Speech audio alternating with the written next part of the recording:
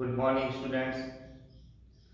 आज हम भूगोल की 5वीं क्लास लेके आया हूँ मैं, जिसमें हम भारत के तटीय प्रदेश आज पढ़ेंगे। देखो, भारतीय जो तटीय मैदान है या प्रदेश है, इनको दो भागों में बांट रखा है। पहले में है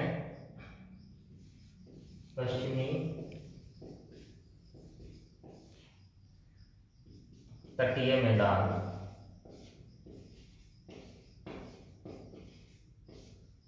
दूसरा है पूर्वी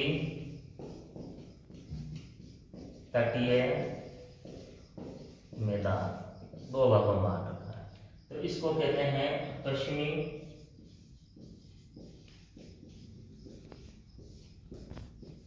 तटीय मैदान,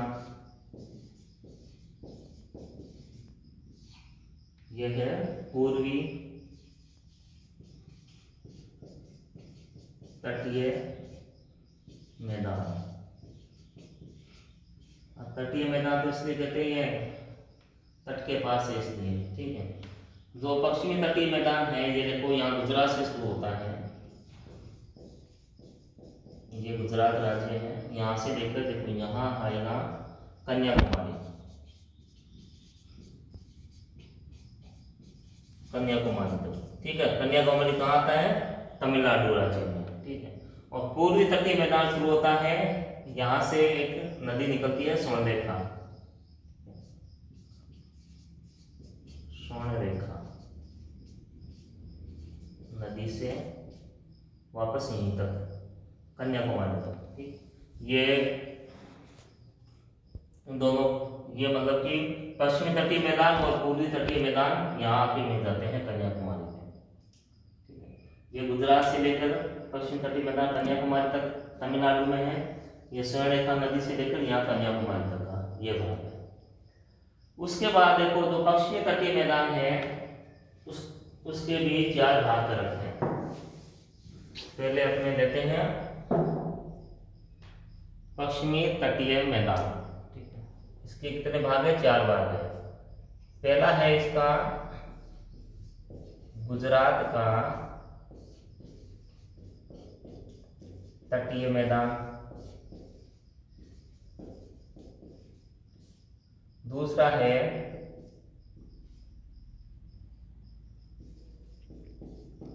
कोंकण तटीय मैदान, तीसरा है यहाँ पे कन्नड़ तटीय मैदान, और चौथा है मालाबार का तटीय मैदान। ये पश्चिमी तटीय मैदान को, ये देखो, ये है पश्चिमी तटीय मैदान। ठीक है। इसको 4 भागों में बांट दिया है। ठीक है। 4 भागों में इसको बांटा है। गुजरात का तटीय मैदान, कोंकण तटीय मैदान, कन्नड़ तटीय मैदान और मालाबार का तटीय मैदान। गुजरात का तो ये गुजरात में आ जाएगा, खंबात की खाड़ी से शुरू होगा ये। ठीक। कोंकण में तो विस्तार से भी बता देते हैं। सबसे पहले अपने गुजरात का लेते हैं। गुजरात का तटीय मैदान ये लेते हैं। तो ये अब खंबात की खाड़ी है, खंबात की खाड़ी। ठीक है। की खाड़ी से दमन तक इसका विस्तार है। ठीक है। दमन तक, खंबात की खाड़ी से। अब देखो, दमन क्या है? एक केंद्र शासित प्रदेश है। ठीक है। तो यहाँ तक इसका विस्तार है, खंबात की खाड़ी से दमन तक इसका। और फिर देखो नदियाँ। अब जब मैदान है तो मैदान तो नदियों से ही बनता है। अब देखो नदियाँ, अब नदियाँ यहाँ कौन कौन सी आएगी? इसमें आएगी पश्चिमी इसमें नदियाँ आएंगी नर्मदा, ताप्ती और सागर नदी। ये जो मैदान है इन नदियों द्वारा बना हुआ है। तो ये क्या करती है, जलोढ़ मिट्टी लाती है, जलोढ़ मिट्टी या कांप मिट्टी, एक बात है। तो इससे क्या है, ये मैदान क्या उपजाऊ बना हुआ है, ठीक है। अब तो मैदान उपजाऊ है तो यहाँ कई तरह की फसलें भी होती है, ठीक है। यहाँ बहुत तरह की फसलें भी यहाँ होती है, मैदान है तो, ठीक है। फिर उसके बाद देखो इसमें क्या है, इसमें एक तो जैसे ये खंबात की खाड़ी है, तो खंबात की खाड़ी में क्या होता है, खनिज तेल निकाला जाता है, खनिज तेल, इसका उत्पादन यहाँ होता है खनिज तेल का, ठीक है। उसके बाद यहाँ जो कपड़ा व्यवसाय है, कपड़ा उद्योग, वो भी यहाँ पे खूब बनता हुआ है, ठीक है। कहाँ पर, ये गुजरात के तटीय मैदान में। उसके अलावा जैसे ये तटीय मैदान है तो यहाँ क्या होता है, तटों पर खारा जल आ जाता है, ठीक है। तट के अंदर की ओर खारा जल आ जाता है, तो यहाँ पर मैंग्रोव वन भी पाए जाते हैं, मैंग्रोव वन। तो ये जो मैंग्रोव वन है ये वहीं पनपते हैं जहाँ पर खारा पानी हो, जहाँ पर समुद्री जल आता हो, वो वहाँ मैंग्रोव वन पनपते हैं। अब भारत में सबसे ज़्यादा मैंग्रोव वन है पश्चिमी बंगाल में। पश्चिमी बंगाल जो राज्य है वहाँ सबसे अधिक मैंग्रोव वन है, ठीक है। तो खारे पानी, यहाँ खारा पानी समुद्रों का यहाँ लगता है। अब अपने लेंगे इसके बाद कन्नड़ तट, ठीक है।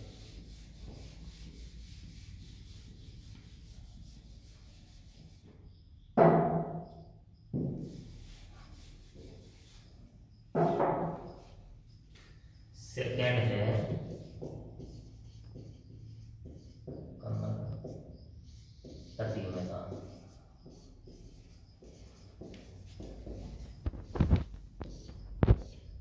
अब देखते हैं इसका विस्तार। देखो इसका विस्तार है दमन से लेकर मंगलुरु तक, ठीक है। ये कहाँ है, ये कर्नाटक में है, कर्नाटक में है। और इसका एक दूसरा नाम मंगलोर भी है, मंगलोर, ठीक है। मंगलोर इसको कहते हैं, नया नाम इसका मंगलुरु है। तो ये दमन से लेकर मंगलुरु यानी कर्नाटक तक का है। अब देखो इसमें जो भाग आता है, अब ये जो दमन की स्थिति है, देखो दमन जो केंद्र शासित प्रदेश है, ये गुजरात और महाराष्ट्र, ठीक है। यहाँ बॉर्डर के ऊपर ये स्थित है, दोनों के बीच में यहाँ स्थित है दमन की लोकेशन है, गुजरात और महाराष्ट्र के बीच में स्थित है, ठीक है। यहाँ ये दमन की स्थिति है, लोकेशन। तो यहाँ से शुरू होकर मंगलुरु है जो कर्नाटक में है, यहाँ तक ये फैला हुआ है कर्नाटक। तो इसमें क्या आता है, इसमें एक तो महाराष्ट्र के बाद देखो महाराष्ट्र और गोवा, ये दोनों तट के अंतर्गत ये दोनों ही आते हैं। तो अब यहाँ क्या है, इसका विस्तार है लगभग लंबाई है इसकी लगभग 600 किलोमीटर तक की इसकी लंबाई है इस मैदान में। और इस मैदान के अंदर देखो ये क्या होता है, मानसून पूर्व वर्षा होती है, मानसून पूर्व वर्षा। मानसून पूर्व वर्षा का मतलब हो गया वो वर्षा जो मानसून से पहले होती है। अब देखो मानसून हिंदुस्तान में यहाँ भारत में कब आता है? 1 जून से 5 जून तक जो मानसून होता है वो भारत में प्रवेश करता है। अभी जैसे मानसून का काल चल रहा है, ठीक है, तो मानसून 1 जून से 5 जून को भारत में प्रवेश करता है। और सबसे पहले कौन से राज्य में प्रवेश करता है? केरल में। केरल राज्य में मानसून सबसे पहले प्रवेश करता है 1 से 5 जून के बीच में। लेकिन जो बरसात का जो मैं कह रहा हूँ मानसून पूर्व वर्षा का, ये होती है यानी 1 जून से पहले, ठीक है। कहाँ होती है? ये कर्नाटक तक पे, जो महाराष्ट्र और गोवा में है। तो यहाँ जो बरसात होती है मानसून पूर्व वर्षा, उसको कहते हैं आम्र वर्षा या मैंगो शावर, मैंगो शावर, ठीक है। अब ये बरसात क्या करती है? जो आम की फसल होती है उसके लिए बहुत ही अच्छी मानी जाती है, ठीक है। इसलिए इसको आम्र वर्षा या मैंगो शावर कहते हैं, ठीक है। जैसे अपने सर्दियों में वो मावठ होता है जो गेहूं और चने की फसल के लिए उपयुक्त माना जाता है, ठीक है। तो उसी तरीके से ये जो बरसात होती है ये मानसून पूर्व की वर्षा होती है, तो ये आम की फसल के लिए बहुत अच्छी मानी जाती है। ये था आपका भारत का तटीय मैदान था और कन्नड़ तट था, ठीक है। अब उसके बाद थर्ड है मंगलुरु का मैदान, यहाँ कर्नाटक का तटीय मैदान, ये थर्ड है।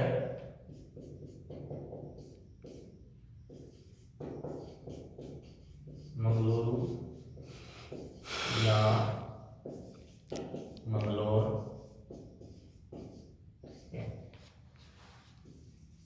का तटीय मैदान। कहाँ है ये? कर्नाटक में। और ये केवल कर्नाटक राज्य में ही है, ठीक है। दूसरे राज्य में नहीं फैला हुआ है, ये केवल कर्नाटक राज्य में ही फैला हुआ है, ठीक है। तो ये अब यहाँ क्या है विशेषता है कर्नाटक राज्य में, ठीक है। एक तो ये यहाँ जो नदियां है, यहाँ नदियां आएगी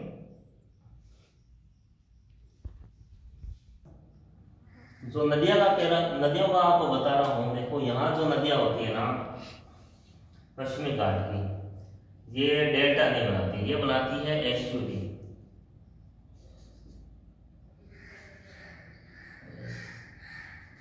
एस्चुरी बनाती है, ठीक है, जिसको जवार नदमुख कहते हैं, जवार नदमुख, एस्चुरी या जवार नदमुख कहती है। और जो पूर्वी तटीय मैदान की जो नदियां ना वो डेल्टा बनाती है, डेल्टा। अब डेल्टा और एस्चुरी में थोड़ा फर्क है, उसको अपने क्लियर करते हैं। देखो डेल्टा जो शब्द है ना ये दिया था सबसे पहले हेरोडोटस ने, हेरोडोटस, ठीक है, जो कि इतिहास का पिता कहलाता है, फादर ऑफ हिस्ट्री का, ठीक। उसने दिया था सबसे पहले डेल्टा जो शब्द है इसको, ठीक है। और कहां से दिया था? मिस्र के अंदर। मिस्र में जो देश है वहां एक नदी बहती है जो विश्व की सबसे लंबी नदी है, नील नदी। कौन सी नदी है? नील नदी। तो इसने नील नदी के डेल्टा को देखा हेरोडोटस ने, फिर इसने जो देखा तो उसे डेल्टा नाम दिया, ठीक है। तो ये डेल्टा। अब जब नदी क्या करती है, देखो पूर्वी तटीय मैदान, यहाँ क्या है? यहाँ है बंगाल की खाड़ी है, बंगाल की खाड़ी, बे ऑफ बंगाल। बंगाल की जो खाड़ी है, यहाँ जैसे हिमालय से जो नदियां आ रही है तो यहाँ अपना डेल्टा बनाती है सारी नदियां। डेल्टा क्या, जब समतल भाग होता है ना, जब समतल भाग होता है तो नदियां कई धाराओं के अंदर बट जाती है। कई धाराओं में जब बट जाती है तो वो अपने साथ जो भी निक्षेप होते हैं, जो अवसाद होती है वो लाती है, वो किनारों पे बिछा देती है, बाद में समुद्र में मिलती है, ठीक है। तो नदी कई धाराओं में बढ़ जाती है तो वही उनका डेल्टा होता है, ठीक है। लेकिन जवाहर नदबुक या एस्चुरी के अंदर ये नहीं होता। ठीक, एक तो ये पहाड़ी भाग, ये पहाड़ी भाग है, और यहाँ जो नदियां हैं वो लंबी नहीं है नदियां। वो क्या करती है, नदी आती है तीव्र गति से। ठीक है, नदी आती है तीव्र गति से और वो सीधी ही यहाँ अरब सागर है, अरब सागर में मिल जाती है। तो वो नदियां क्या है, यहाँ मैदान नहीं है इतना, ये जो मैदान है ना ये कम चौड़ाई है इस मैदान में। पश्चिमी तटीय मैदान की चौड़ाई अधिक नहीं है, जबकि पूर्वी तटीय मैदान की चौड़ाई यहाँ अधिक है।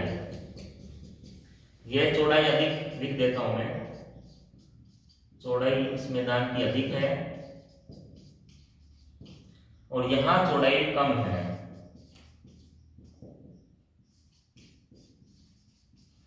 तो नदियां यहाँ सीधी समुद्र में मिल जाती है वो। ठीक है, यहाँ समतल जगह नहीं है, नदी कई धाराओं में नहीं बढ़ती है, वो सीधा ही नदी में गिरती है, तो इसलिए इसको जवाहर नदबुक कहते हैं। ये विशेषता है पश्चिमी तटीय मैदान की। ठीक है, तो इसलिए यहाँ का देखो ये चौड़ाई कम होने की वजह यही है। तो यहाँ नदियां नहीं है, तो यहाँ जो नदियां होती है वो क्या करती है, अवसाद बिछा देती है लाके। तो ये जो इलाका हो गया चौड़ा हो गया, अधिक हो गया, यहाँ ऐसा नहीं है, इसलिए इसकी चौड़ाई कम है। ठीक है, अब एक जो मंगलुरु जो तटीय मैदान है, ये गोवा से मंगलुरु तक है, गोवा से मंगलुरु तक, लेकिन एक ही राज्य में है ये, बस कर्नाटक में स्थित है ये। उसके अलावा यहाँ कई तरह की फसलें होती है। ठीक है, अब जैसे रबर हो गया, सिनकोना,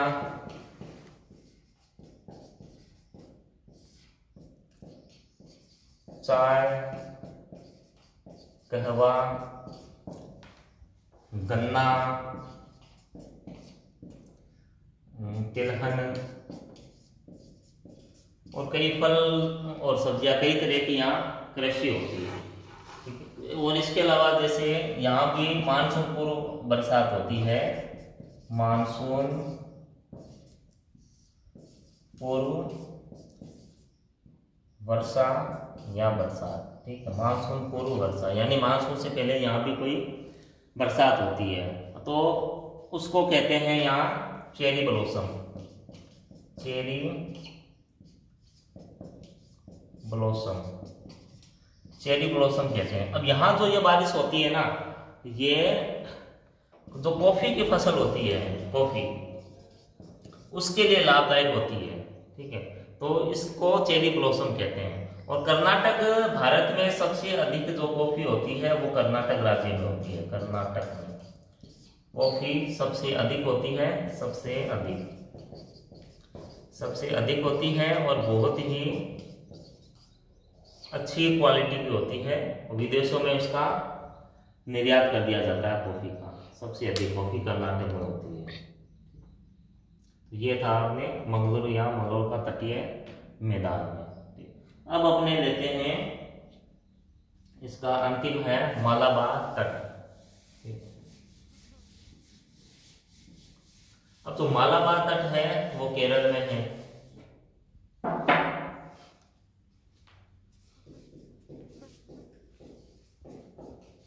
मालाबार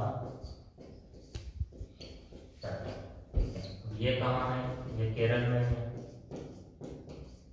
ये केरल में है। इसकी विशेषता क्या है? एक तो यहाँ पर कयाल है, ठीक है, कयाल। जो लेगून होता है ना, देखो लेगून झील का आपने सुना होगा, लेगून झील, ठीक है। लेगून को यहाँ लोकल लैंग्वेज में कयाल कहते हैं, ठीक है। कयाल, कयाल क्या होता है? जैसे तट है, समुद्री तट है, इनके समानांतर संकरी जलीय भाग होते हैं, उसको कयाल कहते हैं। और इन जलीय भाग में क्या करते हैं, जो तालाब वगैरह होती है, इनमें नाव भी चलाते हैं। एक केरल में एक नाव की प्रतियोगिता भी होती है, ठीक है, वो इन कयाल में होती है। जैसे बागी फर्स्ट पिक्चर है टाइगर श्रॉफ की, उसके अंदर जो रेस दिखाई गई है वो इन्हीं जो केरल में वो कयाल की है, वहां इस तरह की रेस होती है। तो यहाँ भी कई तरह की फसलें होती है, जो फसलें लगभग ये तटीय मैदान में एक समान होती है, वही रबर हो गया, नारियल हो गया,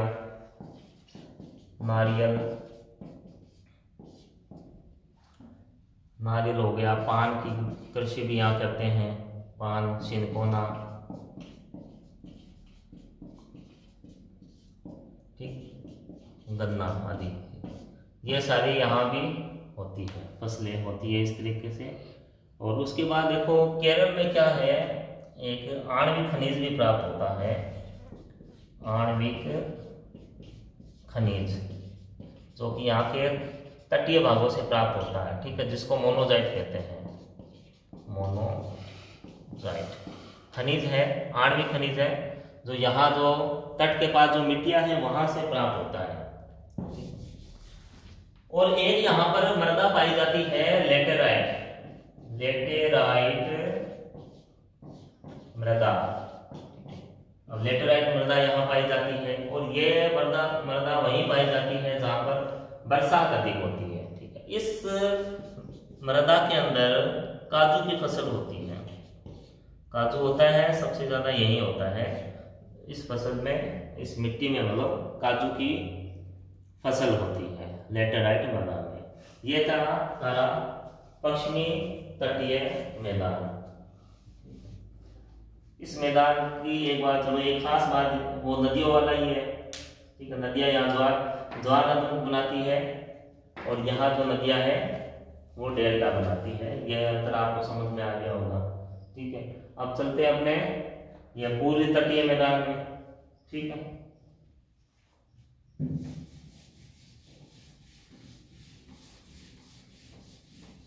जो पूर्वी तटीय मैदान है ये अपने स्वर्णरेखा नदी से शुरू होकर कन्याकुमारी तक है।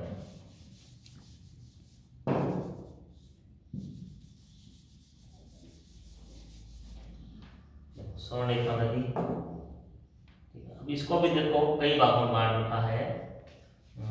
सेकेंड था अपना पूर्वी तटीय मैदान। पहले इस मैदान को देखते हैं। देखो इस मैदान की विशेषता क्या रहेगी, यहाँ चौड़ाई अधिक है, चौड़ाई अधिक है, ठीक है। और जलोढ़ मिट्टी पाई जाती है, यहाँ जलोढ़ मिट्टी यहाँ पाई जाती है, पूर्वी मैदान की विशेषताएं हैं। और फिर एक यहाँ जलोढ़ मिट्टी पाई जाती है तो फसल अधिक होती है, फसलें अधिक। अब फसलें अधिक होती है तो यहाँ पॉपुलेशन है, जो जनसंख्या है वो सबसे अधिक है, जनसंख्या अधिक है पश्चिमी मैदान की तुलना में। यहाँ जो जनसंख्या है वो भी अधिक है, ठीक है। और एक खास बात यहाँ है, यहाँ जो बंदरगाह होते हैं, सी पोर्ट बंदरगाह है, वो प्राकृतिक बंदरगाह है, यहाँ प्राकृतिक बंदरगाह नहीं है। यहाँ जो बंदरगाह है वो ज्यादातर कृत्रिम बंदरगाह है,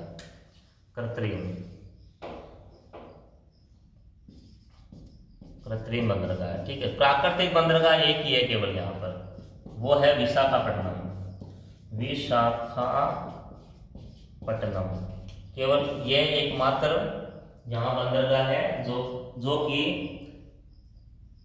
प्राकृतिक बंदरगाह है।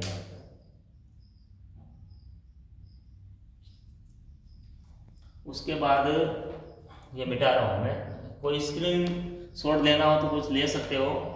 एक को देखो आप बुक से पढ़ोगे, और एक मैं जो पढ़ा रहा हूँ, वो शॉर्ट भी है, मैटर भी, और जल्दी याद भी हो जाएगा आपको। बुक्स वाला तो काफी बड़ा रहेगा आपके, ठीक है। अब एक देखो विशेषता है, इसको कई भागों में बांट रखा है, इसे भी दो भागों में बांटा है। जैसे स्वर्णरेखा नदी से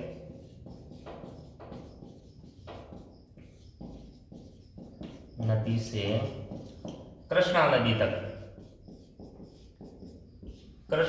तक इसे कहते हैं उत्तरी सरकार,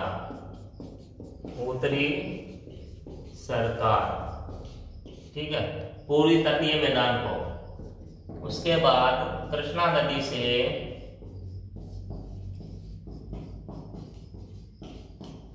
कन्याकुमारी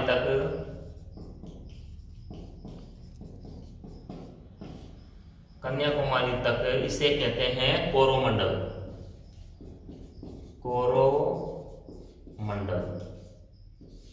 ठीक है। यह पूर्वी तटीय मैदान को इस तरीके से भी बांट रखा है, उत्तरी सरकार में और कोरोमंडल में भी बांट रखा है। ठीक है। उसके बाद ये तो चलो उसके उप भाग है इसके वहां के लोकल लैंग्वेज के हिसाब से। ठीक। उसके बाद देखो इसको 3 भागों में बांटा है। पूर्वी तटीय मैदान को 3 भागों में इसे बांट रखा है। पहला है उत्कल का मैदान, सेकेंड है आंध्र या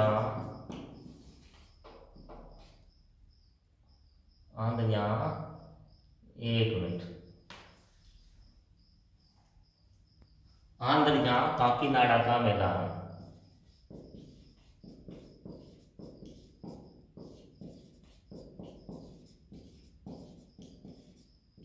ठीक है।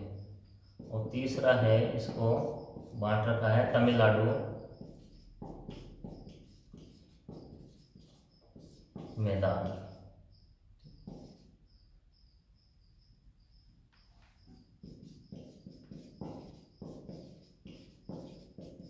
ये 3 भागों में इसे बांट रखा है।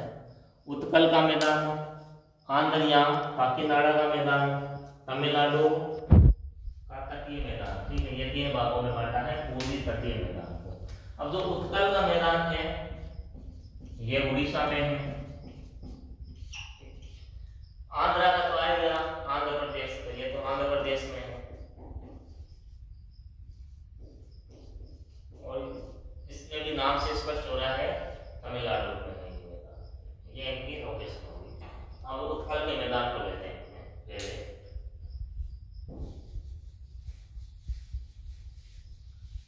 देखो उत्कल का जो मैदान है, देखो इसका निर्माण हुआ है महानदी द्वारा। ठीक है। महानदी द्वारा इसका निर्माण हुआ है। महानदी में ये निकलती है अपने छोटा नागपुर पठार से, फिर उड़ीसा में आती है। तो एक और चीज बताना भूल गया, वो वापस देखो आपको। चलो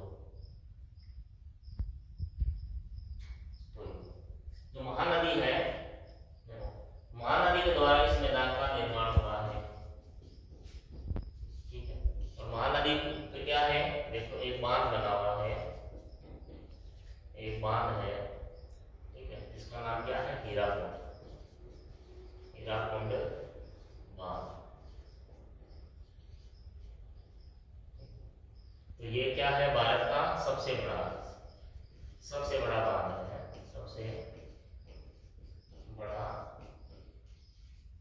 है ये भारत का हीराकुंड बांध है। ठीक।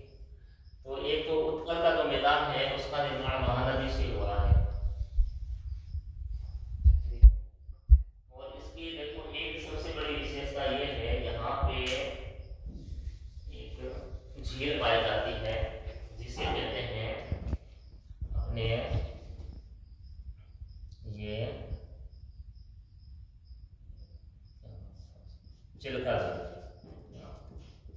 ये है चिल्का झील, यहीं पाई जाती है चिल्का झील। ठीक है। अभी ये क्या है, एक तो लेगून झील है, लेगून झील है। और क्या विशेषता है इसकी, ये भारत की सबसे बड़ी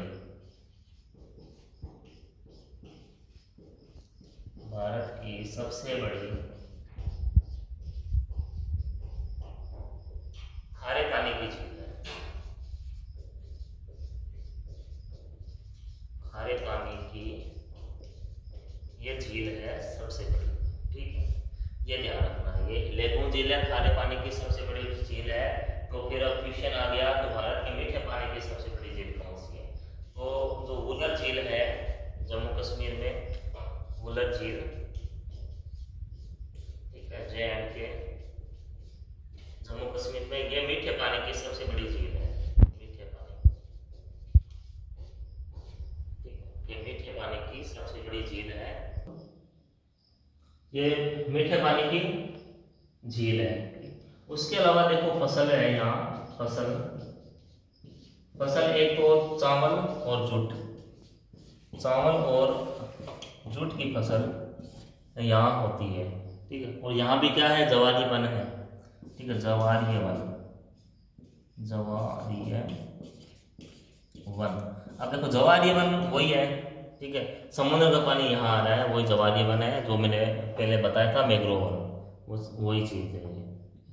ये हो गया आपके उत्कल का मैदान जो कि उड़ीसा में स्थित है, महानदी द्वारा ये बना हुआ है। ये सारी चीजें इसमें बता दी आपको। अब अपने लेते हैं दूसरा, लेते हैं आंध्र यहाँ काकीनाडा का मैदान। सेकेंड है आंध्र यहाँ काकीनाडा का मैदान का तटीय मैदान,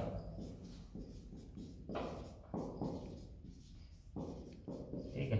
ये लेते हैं, देखो अब ये देखो कहाँ से कहाँ तक है विस्तार है, इसका विस्तार है गोदावरी से कृष्णा नदी तक, गोदावरी से ये कृष्णा नदी तक है इसका विस्तार, आंध्र या काकीनाडा का, ये इसका विस्तार है। फिर उसके बाद देखो यहाँ पर एक पुलिकट झील है, पुलिकट, ठीक है, झील है। ये भी क्या है, लेगून झील है। ये भी क्या है, झील है जो कि लेगून झील है, जो कि आंध्र प्रदेश में स्थित है। लोकेशन कहाँ है, आंध्र प्रदेश, आंध्र प्रदेश में ये स्थित है, ठीक है। और उसमें अब देखो यहाँ अब बंदरगाह कौन से हैं, सी पोर्ट बंदरगाह, एक तो विशाखापट्टनम आ जाएगा, ठीक है, एक काकीनाडा, ये यहाँ पर बंदरगाह है, ठीक है। ये इतना ही है। अब थर्ड और अंतिम लेते हैं अपने तमिलनाडु का मैदान या कोरोमंडल, ठीक है।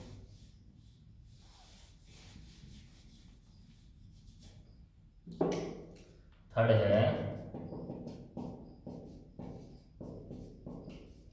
तमिलनाडु या कोरोमंडल, कोरोमंडल का मैदान, ठीक है। अब ये देखो इसका विस्तार है, इसका विस्तार है अपने कृष्णा नदी से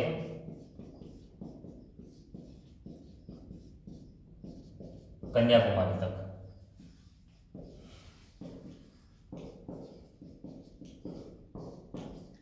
कन्याकुमारी तक है इसका विस्तार, ठीक है। तो कोरोमंडल में विस्तार है कृष्णा नदी से कन्याकुमारी तक है। और यहाँ क्या है, यहाँ भी बंदरगाह है, तो चेन्नई बंदरगाह है,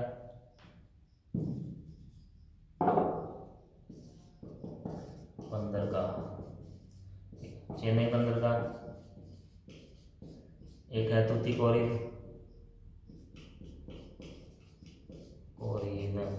ये बंदरगाह है यहाँ पे, ठीक है। और एक है यहाँ जैसे जो मंदार की खाड़ी है, यहाँ पर मंदार की खाड़ी कहाँ है, ये मंदार की खाड़ी, ठीक है। मंदार की खाड़ी है भारत और श्रीलंका के बीच में, ठीक है, मंदार की खाड़ी है। यहाँ क्या होते हैं, मोती मिलते हैं, मोती, ठीक है, मोती मिलते हैं समुद्र से, मोती होते हैं, सीप के अंदर होते हैं, जीव होता है सीप, उसे मोती प्राप्त किए जाते हैं। इस तरह से ये यहाँ मोती मिलते हैं।